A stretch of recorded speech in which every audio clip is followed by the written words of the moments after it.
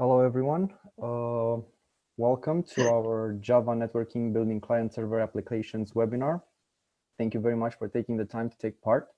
So before Catalin starts, I would just like to mention just one major rule with regards to how the webinar will happen. So Catalin will do a bit of a presentation, then share some code examples. We're even going to do some tests to see how well we're doing. And then at the end, we're going to have a Q&A session. So if you guys have any questions or anything like that, please write them down and we will be answering them at the end of the presentation. Afterwards, we will send you an email with a recording of the webinar so you can, if you had any particular questions or issues or stuff like that, you can watch it again. So without any further ado, Catalin, you can start the webinar. Thank you. Hello, everybody. Welcome to our session, Java Networking Building Client-Server Applications.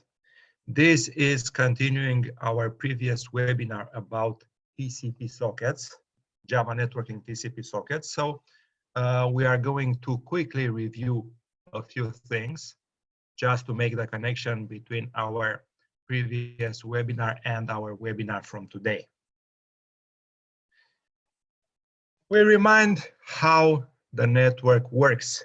In our previous webinar, we introduced both the OSI model and the TCP IP model, and we are going to quickly review this TCP IP model because it has fewer layers, because it is technically more in line with modern network implementations, and it is less rigid than the OSI model. So there are many protocols that can be considered between different layers. It is not clear if they should be distributed to a particular layer. They stay in some gray area. And this TCP IP model has 4 layers: link, internet, transport, and application. Just to quickly remind, the link layer takes care of the physical and data link layer functions. It covers the OSI, these 2 OSI layers in one single layer. And here we are talking about how data is transmitted, about the modulation, about how to transmit the zeros and the 1 at distance, about error detection and frame synchronization. And here the common protocols that may be named are ARP, Address Resolution Protocol, or NDP, Neighbor Discovery Protocol. The internet layer corresponds to one single layer, the network layer in the OSI model. And here we are talking about logical addressing, about internet protocol addressing, about traffic routing and control, about fragmentation. Internet protocol is the most common protocol at this layer, but we can also name ICMP, IGMP. The transport layer has the same name in the OSI model. And here we are taking care about how messages are transported. They may be needed to be reordered to ensure message sequence. If the message hasn't arrived to its destination, it is possible that we require the resend. We detect the errors and make corrections. In order to decide if we need resend, we have to make some acknowledgements the message has arrived or not. Most common protocols at this level are the transport protocol, transport control protocol, TCP, and the user datagram protocol, UDP. The difference between these 2 ones is that the TCP protocol is safe. It means that once you are using it, you will be sure that the message has arrived to its destination. You have received an acknowledgement. With UDP, you cannot be safe. You don't have any guarantee that messages are delivered and if they are delivered in their particular order. And the application layer corresponds to 3 layers from the OSI model: session, presentation, and application. Here, you may be more familiar with protocols like FTP, HTTP, what we are using in our everyday life for remote access, for network management, SMTP, which is used for electronic messaging, for sending emails. This has been our quick review of the TCP IP layering. And we are also going to quickly remind about the network sockets. The network sockets were the endpoint communications that were used in order to make a connection between two parts that would like to communicate. We are making our communication through the TCP protocol from the two ones, TCP and UDP. We have chosen to use this transmission control protocol, which is safe. It is a connection-based protocol in the sense that the two parts that are communicating will share a dedicated connection. You may have an analogy with a phone conversation. When two parts are communicating, there is a dedicated connection that is established between these two parts. The protocol is reliable, as we're saying, it is safe to communicate through it. And if data does not arrive, or if data arrives to the destination in a wrong order, a retransmission is required.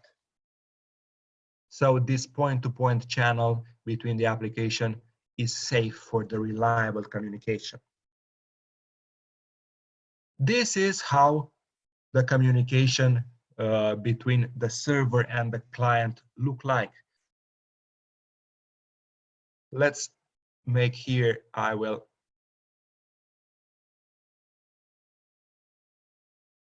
make right now some drawing.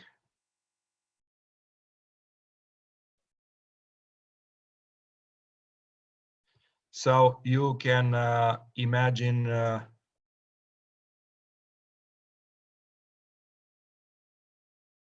that we have this client on one side that would like to communicate with the other side.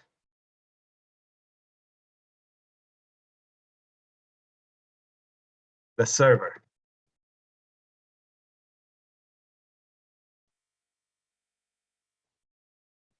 And the communication will be of such a kind that the client is addressing requirements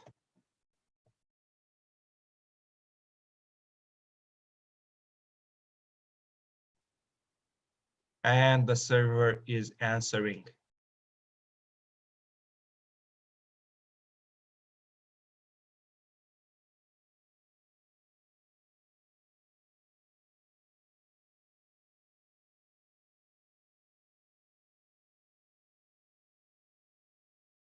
So you may see here that practically there is a dialogue between the client and the server.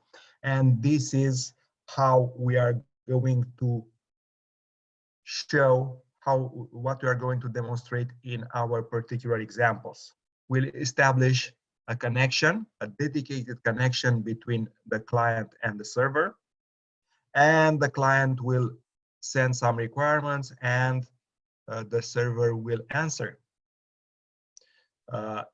The fact that the server is answering does not necessarily mean that the server needs to satisfy the requirements of the client. It may simply answer that it refuses the requirement. Like an analogy, you may think about the fact that you are going to the ATM, you would like to extract some money, but you do not have an enough amount of money. And then the server will answer, I cannot honor this requirement. but the principle of dialogue between the client and the server will remain.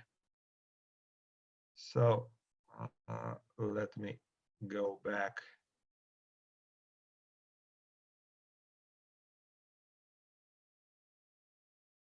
to the presentation.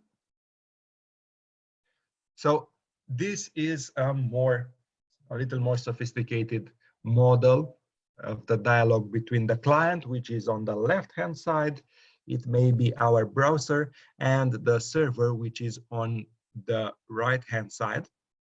It may be any website that we are accessing. We are doing this through the internet, and of course, we need some dedicated devices that are able to communicate between them.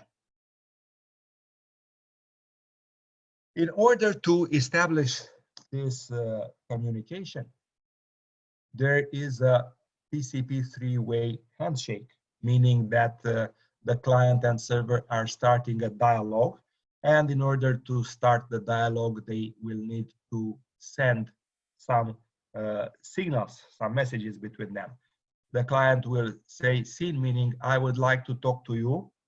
The server will say "seen AX," meaning I acknowledge that I am available, and the client will say acknowledge, so we have established this connection between us. You may imagine the analogy with the phone conversation. When somebody is calling, says, "Hello, it is me, whoever, may I talk to you?" "Yes, I'm available now, let's start to talk." And it is now possible to show also the four-way disconnect. It is called four-way disconnect because whenever you would like to stop the conversation, you also need to follow some protocol. The client will say "fin," I would like to finalize. The server receiver will say, "Okay, I acknowledge. I also would like to finalize." The client will say, "Okay, acknowledge," and the connection will be closed. This is like in having a phone conversation, say, "Okay, thank you, goodbye, we'll talk at a later time, okay, goodbye, goodbye," and we stop the conversation. And before making the step to the practical demonstration, we remind that the communication is made through the sockets, the endpoint communications that we have previously introduced. This means that each of the two parts that are communicating will need to have an endpoint on which to communicate. The server will initiate what it is called a server socket with a port number. In order to start a server application, you will need to start it on a particular host, and I will use, of course, my local host to do this, and to use a particular port number. In order to be able to start the application, that port number needs to be available, meaning that you cannot reuse a previously used port number. Two server applications cannot start on the same port. And the server will invoke the accept method. It is a blocking method. Say, "Okay, I'll start my socket. I will wait here and I will accept the connection from the client whenever it comes." This is what is happening on the side of the server. On the side of the client will initiate a socket attempting to connect to the specified server and the port number. And if that server side is available, the accept method will return a reference to a new socket to be connected to the client socket, and this way the connection will be established. Let's move now to the practical demonstration.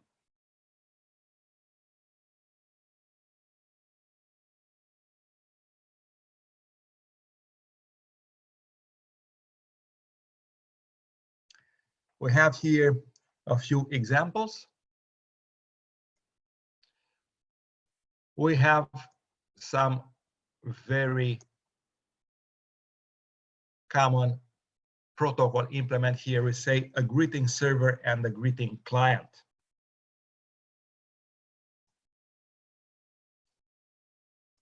Let's start to the server first.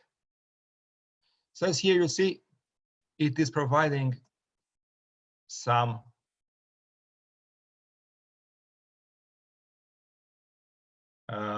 error saying the program must get exactly one argument, the port number.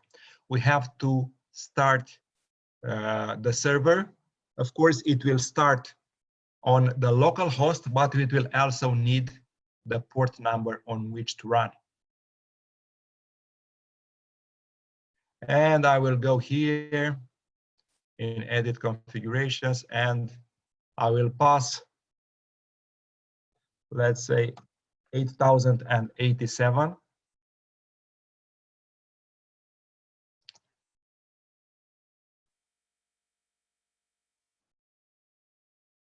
And now, as long as the program has received its correct argument, it started the server on port 8087 and says, okay, I'm waiting on this for a client to connect.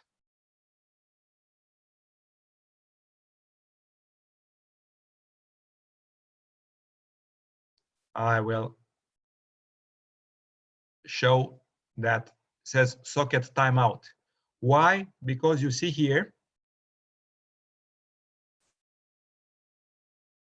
it has a timeout of 30 seconds. It means that if there is no connection within these 30 seconds, the server will end its execution. So, okay, there is no one interested to discuss with me, and I will end my execution. This is very useful when you would like to make some economy of resources. Okay, let's start now the server, and we'll have to connect. This time, the client is waiting for arguments. It is connecting to the local host on port 8087, as we were seeing. Okay, so now we have been able to make some connection and some dialogue between the two parts. So you see,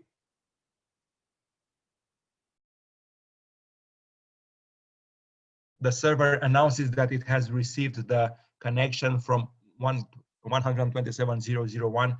This means the local host. And it receives what the client said, and then it moved also to waiting. So it was a brief dialogue, and then the server moved also on waiting here. When the 30 seconds passed, the socket has timed out. That okay, now there is no one interested to talk to me. I will stop my execution. What does it happen on the client side? The client was connecting to the local port, sent that message, hello, received the message from the server saying, thank you for connected to 127.0.0.1, meaning local host port 8087, bye, and the client has ended its execution. Let's have a look at how things are looking like in our code. We have previously mentioned that here we are creating a server socket on a certain port, and we are setting a socket timeout, meaning that we are waiting for a connection for a certain period of time, in this case 30 seconds. Then what is happening here into the run method? You see, the server is waiting for the client and says, I am accepting, I'm looking for connection. I remind you that this accept method is blocking, meaning that we will not continue the execution of this method until some connection has arrived. The server will just arrive here to the accept method and block here, waiting for the connection. And so whenever this connection arrives, if it arrives, okay, I received the connection, and what are you saying to me? Me as a server, I am looking at the input stream that is associated with the connection. And we are simply displaying what the client says. And this is what we're doing here, saying client says hello. The client was sending a simple hello. And the server is saying, okay, I have to reply. I'm using this data output stream. Thank you for connecting to, and send back this message. And this is what you saw here that server says. This is what the server has replied and what has arrived back to the client. Looking here on the client side, you see we can start this program having only 2 arguments. The server, localhost, and the port, which in our case was 8087. And here we would like to connect to this server on this port. You see that we are initiating here a new socket having the server name and the port, and now we can start the dialogue. We write this hello from message that you previously saw here. It is this one that arrives on the side of the server. Then getting the reply from the server, and the server says, thank you for connecting to, bye. And then the client closes. The connection is getting to an end. So this is a simple example of dialogue of protocol between a client and the server, and this is done through the TCP IP protocol. And we are going to have more examples on our side. Let's move to the next examples.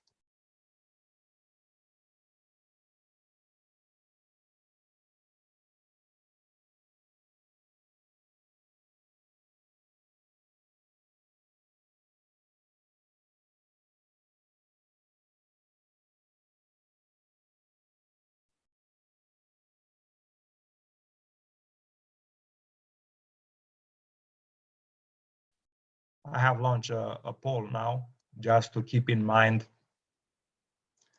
how the TCP handshake and the TCP disconnect work.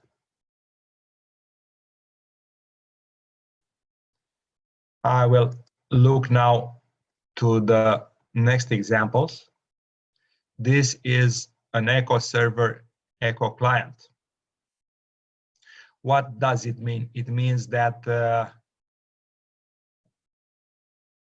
whatever the server will receive, it will echo back to the client.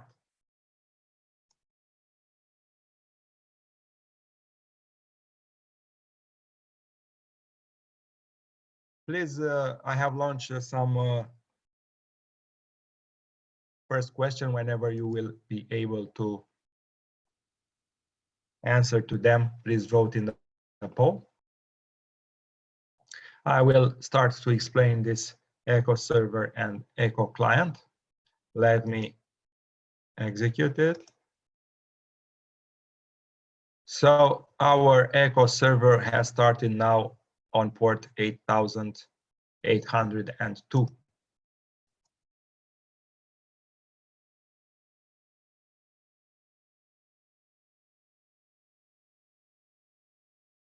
You see, I have established a connection here from the side of my echo client, and whatever I am writing to the server, it is echoing back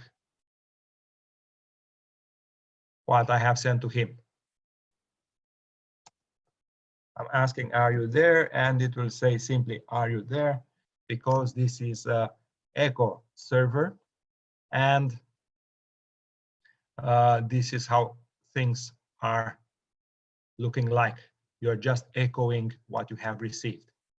Let's have a look at how things are working. You see here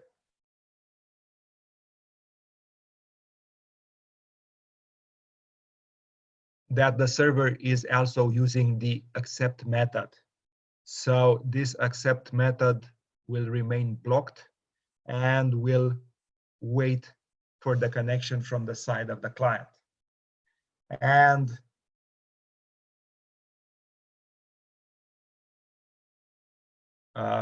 whenever this connection is accepted, you start the dialog. It says received connection from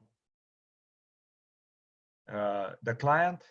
You see here, received connection from the client, and on the side of the client says since server is ready. It sends back this message. And now the connection is established, confirmed, and we can start the dialogue. How does this dialogue take place? This dialogue takes place in the sense that whenever you receive something and you receive something here, you are going to print it and then sending back to the client the same information. This is what we saw here. Whenever I was writing something,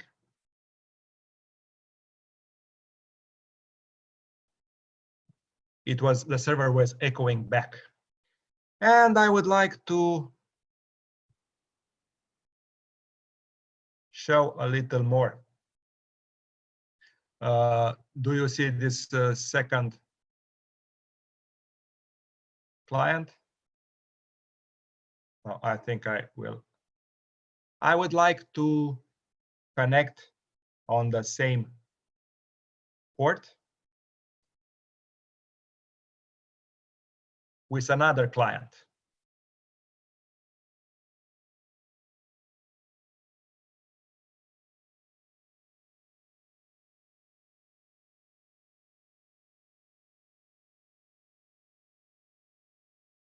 You see, it is trying to start. In fact, it has already started, but nothing is happening. Why? Because on the other side,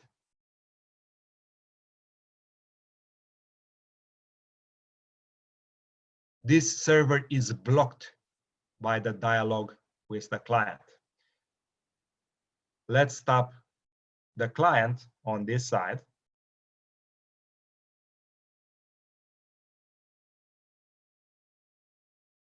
And you see here that immediately the second client has received the acceptance and the announcement that the server is ready.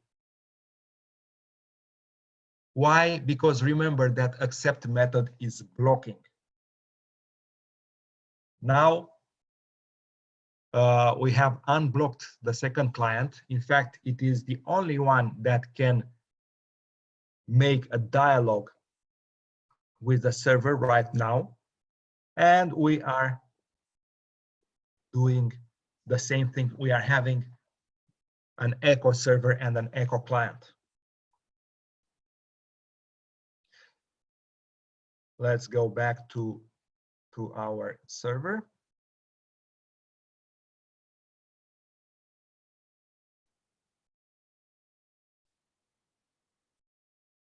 So you see here the dialogue that has taken place and the fact that first the client number one has reset the connection and then client number two made a connection reset.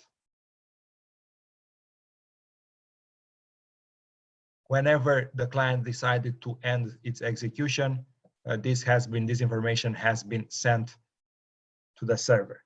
But what it is important is that here the server can accept only one connection at a time. Why? Because this server.accept method is blocking. Okay. Let's try now to pass over this disadvantage and work with a server that may accept more than one connection. Let's have a look here. We have this second version of a server. And what you have to see here is that it is blocking here, but it is launching a separate thread. Whenever a connection arrives, it will be honored by launching a different thread from here that will keep the dialogue with that client. This way, we will have a multi-client server.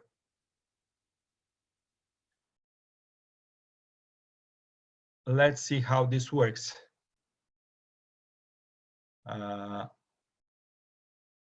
Okay, I have to launch the program on this 8102 port. Okay, says I am waiting. Let's start. Here the server is ready, 1, 2, 3, and we are getting back. Let's move to the other client.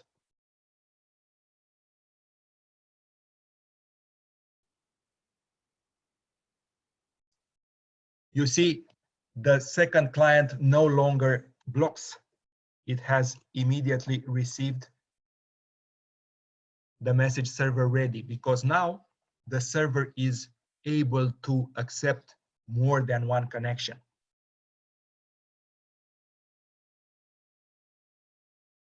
Let's move back to the server. And you see here, this is the dialogue that the server had with the first client, and this is the dialogue that the server had with the second client. 1, 2, 3 was only the message exchanged with the first client.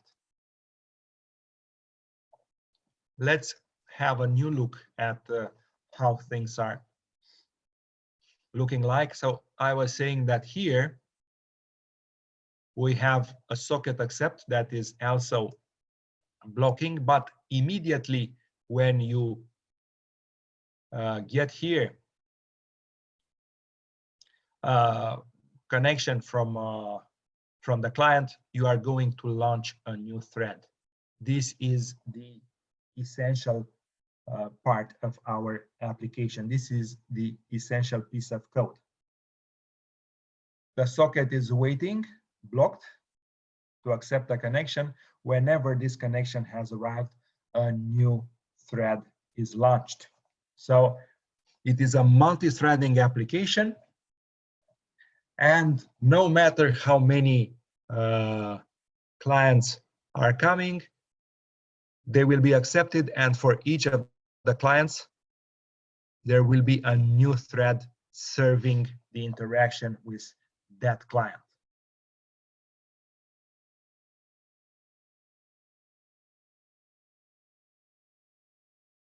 Let's have a look here at this echo thread class, which is in fact the class that establishes, that runs the dialogue with the client. You see something similar to what we have previously saw. We are sending back this message server ready, and then the dialogue, just a moment to take from here. The dialogue continues to run. So you get the input and you are replying with the same things that you have received, but this time in a multi-threading manner, meaning that you may talk with more than one client.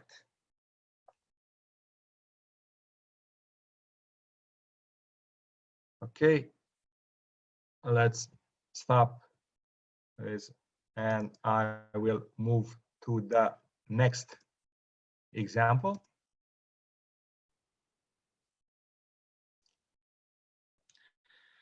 Here we have some alternative of working with clients. So you see this piece of code here. I am looking on the side of the server. I will highlight it.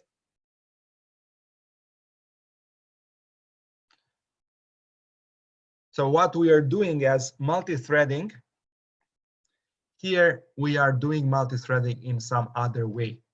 We are using this pool of threads, meaning that we have the possibility to extract some thread from a pool of threads and assign it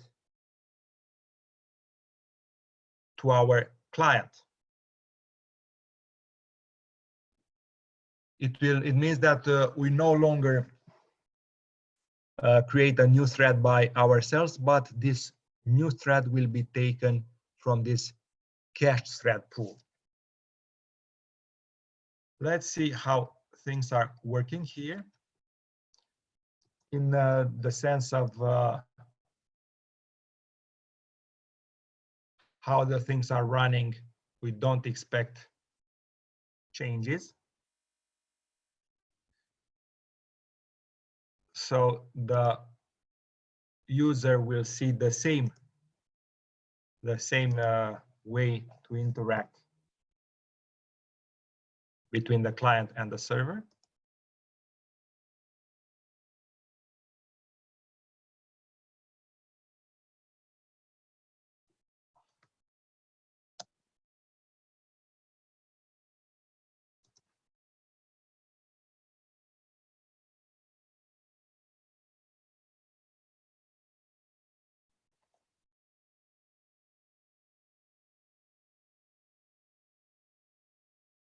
What is this thread pooling client doing to the server? It is assigning it some jobs. So you see that the server has started and it is receiving some jobs, meaning the requirements. Remember that we said that there is a dialogue between the server and the client. And the client says, hey, I would like to send you some jobs to be executed. And on the side of the server, it will execute the job and send back some information here. I have finished my jobs and I am providing you the result. You see that on the side of the client, it keeps on receiving the answer. Yes, I have received your job at 16:07:58 and I have succeeded to end it at 16:08:03, meaning within 5 seconds. So this dialogue means that on the side of the server, it is waiting now for the requirements for the client to say, hey, I would like you to execute a few tasks. And whenever these tasks are sent, it is accepting them and launches them in execution. How does a task look like here? This is the essential part, and I'm going to do some more comments on it. Here says I have received the input that is not null, and this lines 52 here, it is showing that we are simulating some long-term job that may take between 3 seconds and 3 plus 7, meaning 10 seconds. So we have a job that may take between 3 seconds and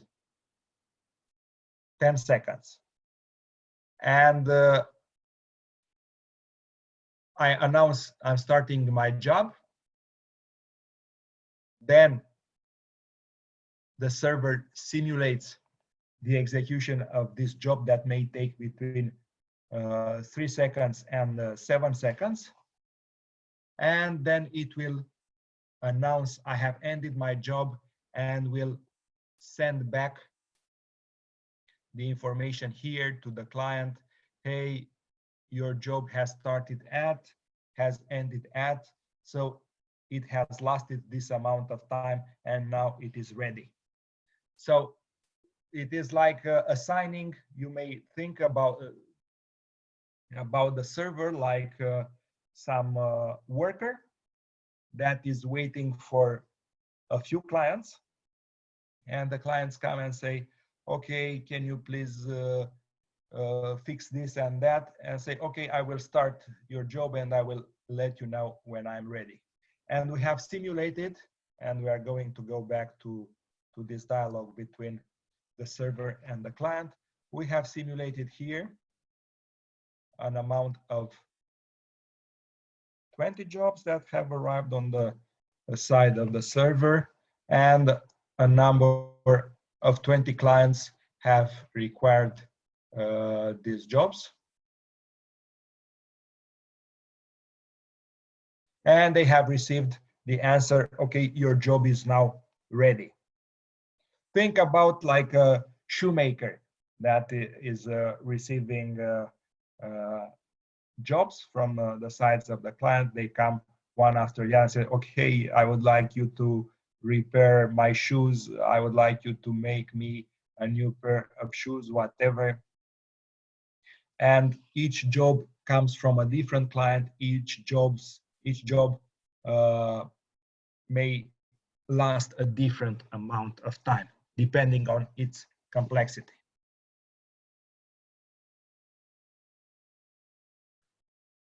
Let's move to the next example.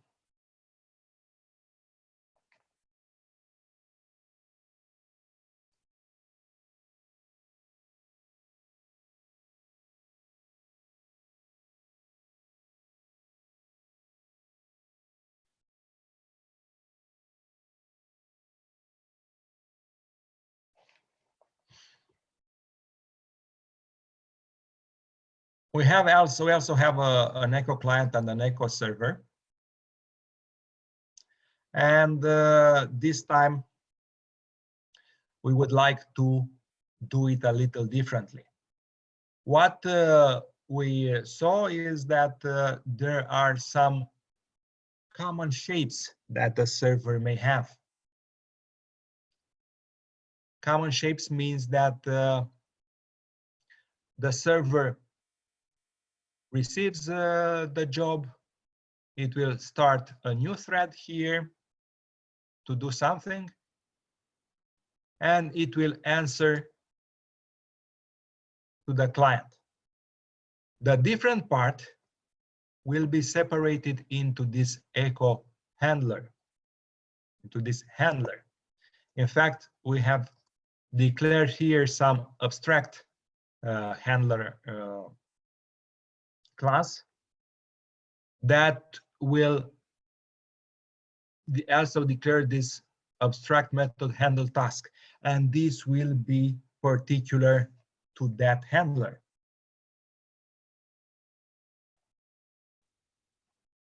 Meaning that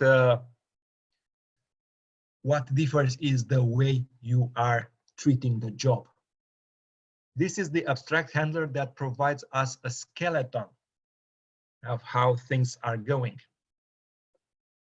What varies from case to case is this echo handler method and this handle task method that will be different from one server to another. And you see here that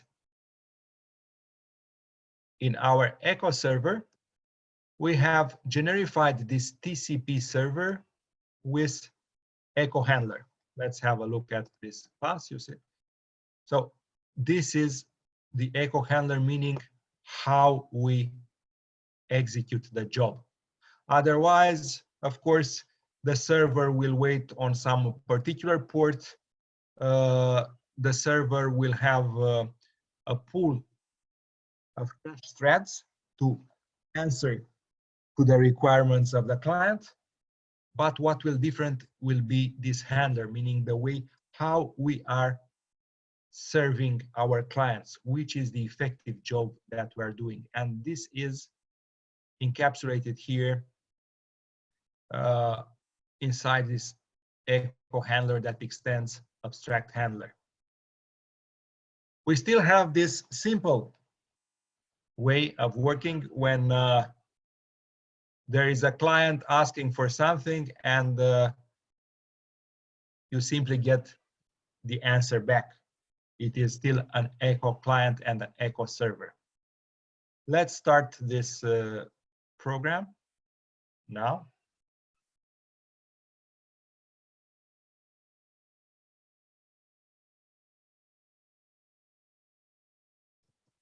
(8,802). Echo server, just a moment. I will remove this.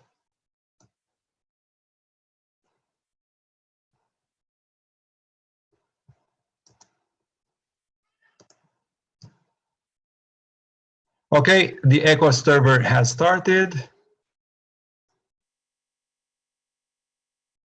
Have to announce here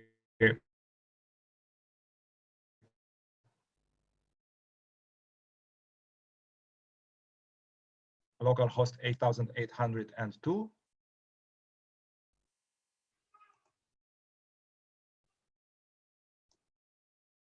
Okay. No, I would like to start the client.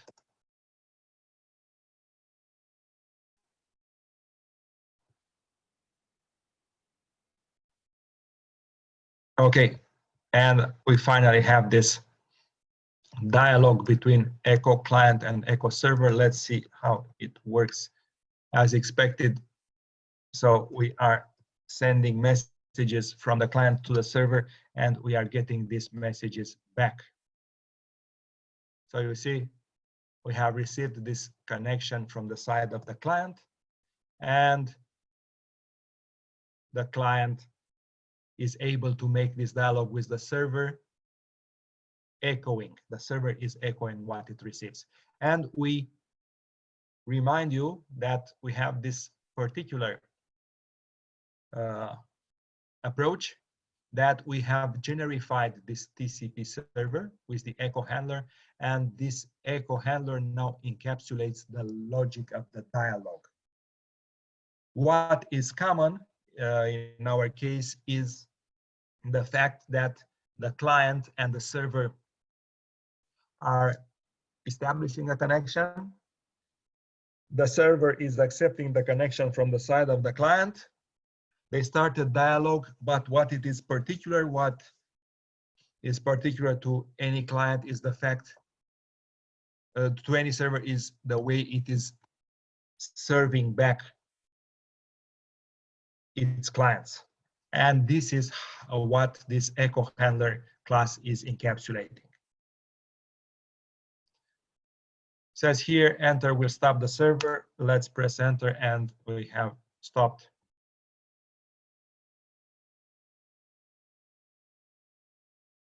the server. Okay, and we'll move to the next example. Just a moment.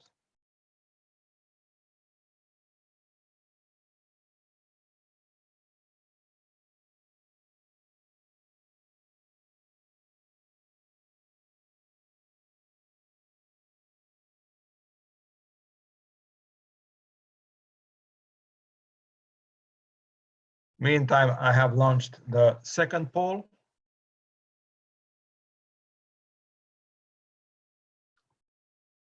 And I will work on this fifth example. We have a chat here.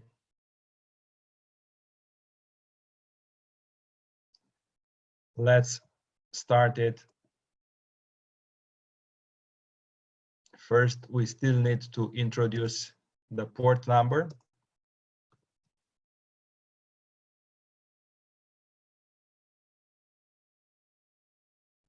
And we'll start the client.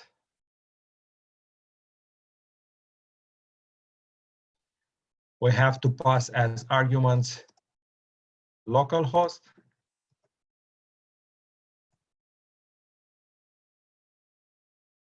(8,802).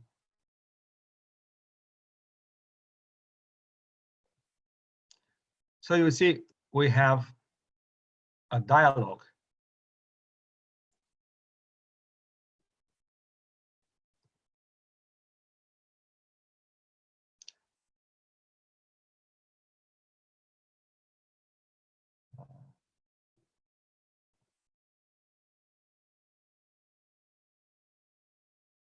Just a moment, let me see.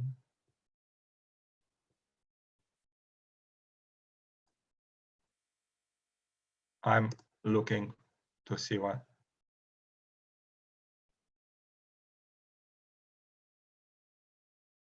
Okay, I have started the chat server. And I will start the chat client.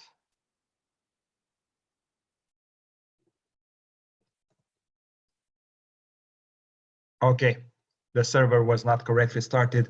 So I have started a chat client and I have logged in as Mike. And I will move to some other client.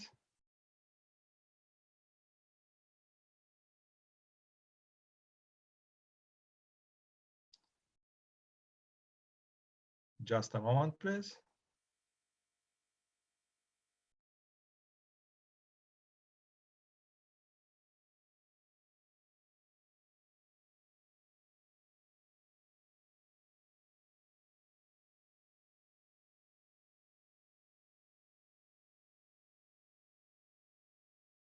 Okay.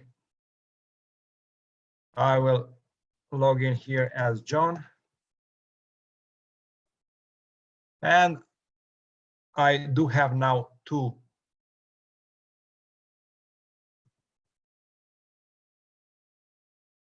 windows when Mike and John can chat.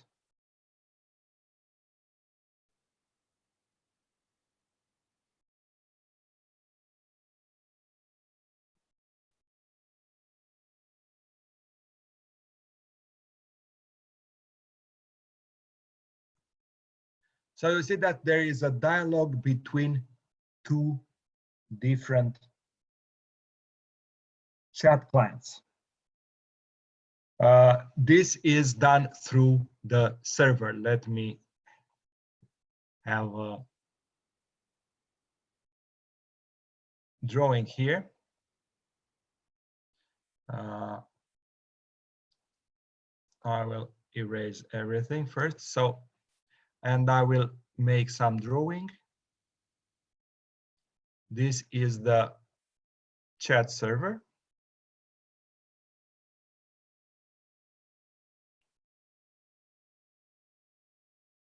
And Mike and John are trying to communicate through this server. This is something very common that you have oftenly used, of course, but we are showing here how it works in principle.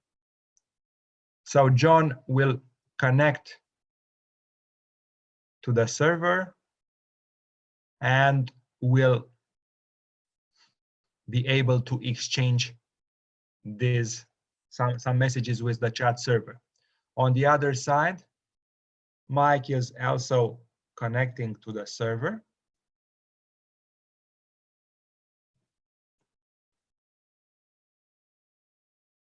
And will be able to exchange some message with John through the chat server. This is how the dialogue between the two is working. They are exchanging messages, but they need a central node, this chat server, to help their communication. John is writing to Mike, but the message passes through the chat server. Mike is writing back to John, but the message is passing through the chat server. So this is how the dialogue takes place, and we always need that chat server to be up. During our courses that we run here at Luxoft, we used to put the things in practice using a few machines spread in the classroom. Here, of course, I'm working on my single machine on my local host, so we cannot simulate such a spectacular thing. Of course, chat is everywhere here, and I'm sure that you have used at least a few versions of chat programs. Just to let you know what's so particular here, what's so particular is that here we are showing our own chat.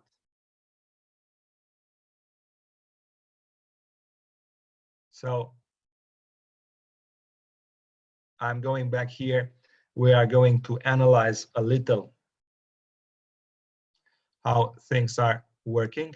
Let me move just in time to move to the next question in the poll.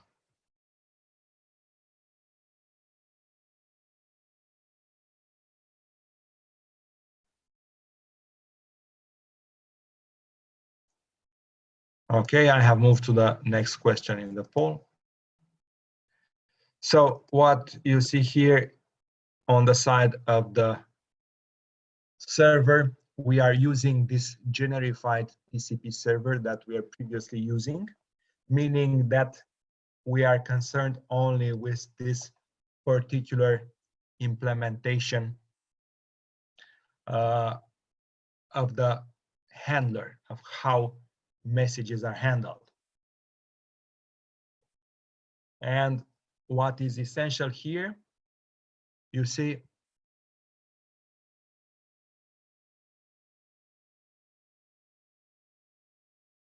we have a list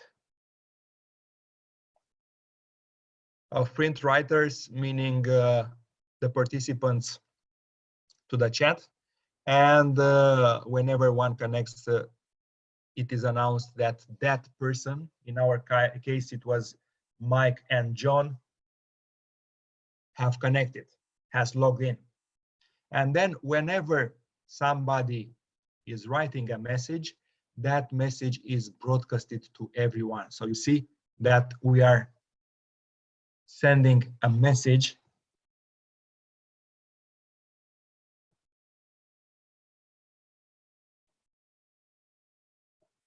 You see, this is that part. Just a moment.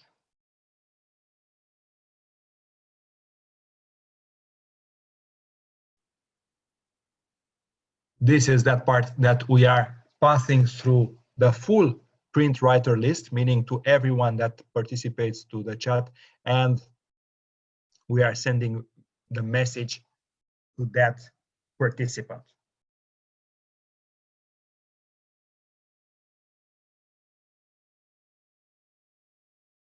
While here, this part, I will not insist on it because it is mainly focusing on using JFrame and the swing components.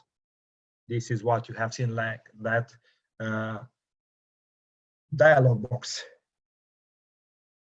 that chat box. The essential part is here into the handler that is used by the server. Okay.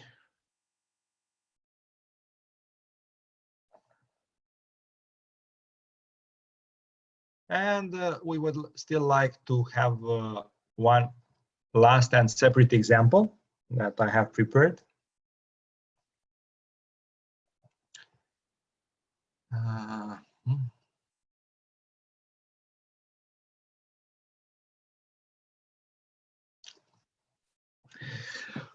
We have an application that will simulate the behavior of an ATM. This is something that is close to our real life experience. What do we have here? We have this bank server. Of course, this is the server that is waiting for requirements from a client. And what can that server do? Which are the questions that the server can answer? We are having a dialogue with a bank, and we can ask the bank, how many clients do you have? How many accounts do your clients have? Which is the total sum in your accounts? Which is the total credit sum? Or you may get some information about a particular client. And from the side of the client, you are going to address to the server and you'll say, hey, I would like to communicate with you, and I may have a few questions. I may ask you about the number of clients, I may ask you about the number of accounts, and so on.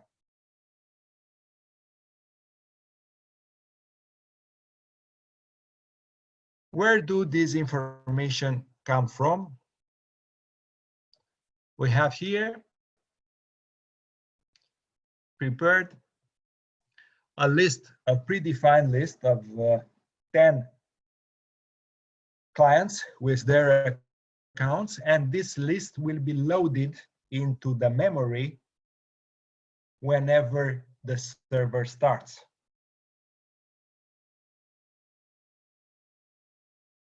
Just a moment, I will check the poll.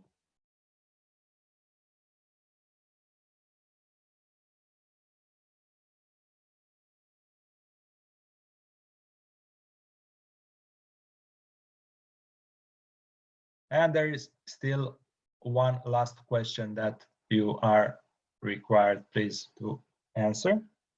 I'm continuing my presentation. So we have this predefined list of clients that is loaded into the memory whenever we start the server, and the server will be able to answer to the questions of the client using this list. So you see that we have 10 clients, with IDs from 1 to 10. And each client has a balance. There may be also negative balances if the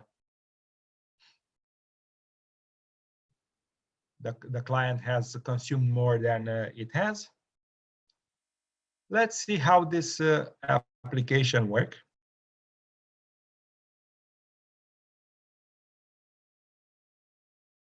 Well, right here, you see this bank application starts in server mode, and it will load the information related to the clients of the bank. I'm talking about the clients of the bank. And we'll also launch our client in execution. You see, we have something similar to what we have previously saw in our examples. So we have this dialogue, initial dialogue, say, okay, connection successful. Hi, my server, hello. So the client and the server have established their connection. On this time, it was a default port 2004. And if I insert here command with code number 1, I will have a number, the requirement for a number of clients. So what's happening here from the side of the client is requiring how many clients do you have in a bank? And on the server side,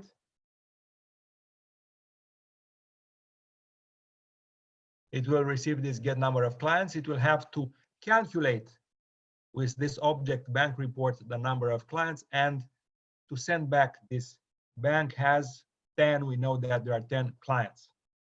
And this is what the bank is answering. Command number 2, how many accounts do you have? So the client will say, can you please tell me how many accounts do you have? The server will receive this and it will say, okay, I have to calculate the number of accounts and I will answer this back. Number 3, which is the total sum in your accounts? This is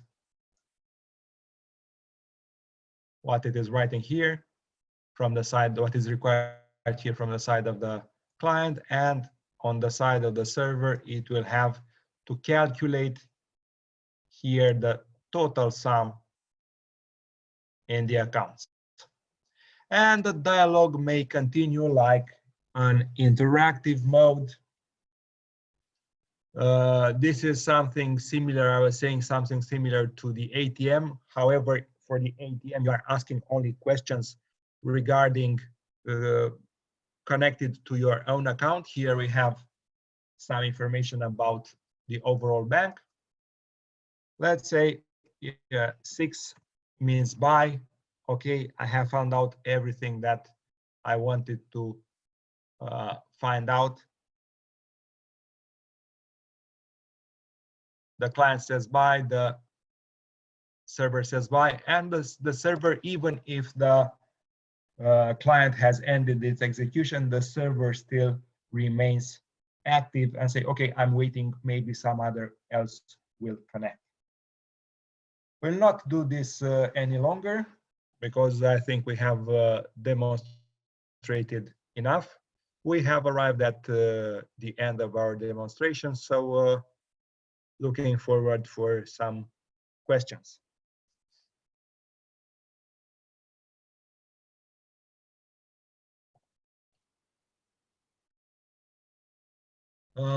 If you're receiving the code examples, I don't know, this is something that we have to establish with the organizer of the session. I will discuss with the organizer of the session, and you'll get in contact with him.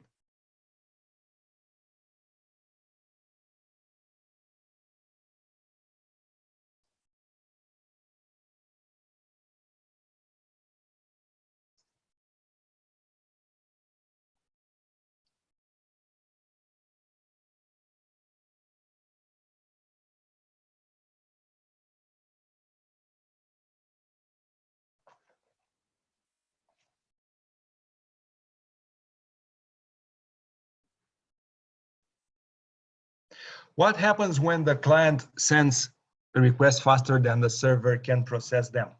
The request will remain in some backlog. There will be like a queue on the server side, and the server will process them and answer back. Of course, there will be a delay from the side that the client will feel.